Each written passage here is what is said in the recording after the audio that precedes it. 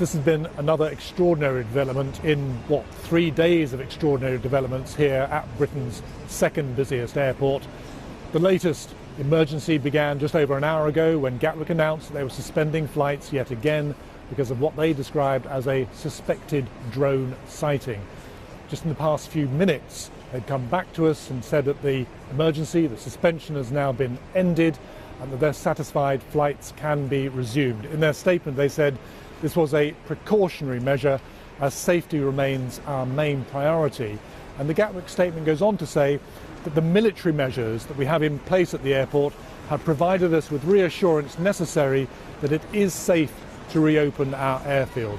These are the unspecified military measures that they put in place over the last 24 hours to try and stop these drones taking off from around the airport perimeter fence.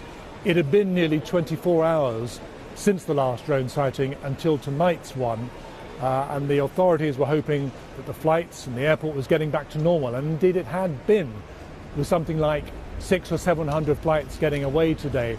That doesn't mean to say there weren't delays and frustrations. There certainly were all day long, with many passengers being delayed by hours and hours, some by a couple of days, because of the huge backlog in getting back to normal. But things have been progressing, flights have been going. Around about a dozen flights were cancelled and diverted because of tonight's new emergency. But one suspects that other flights will now come in and planes on the ground will start taking off. But again, it's already going to take them well into the weekend to rectify all these problems, and that may be affected a little bit more by this latest emergency, which has come to an end. But passengers should still continue to phone their airlines before travelling to Gatwick in hope that their planes will get off on time, although we're told tonight that they should still expect some delays, at least until Saturday and possibly into Sunday as well.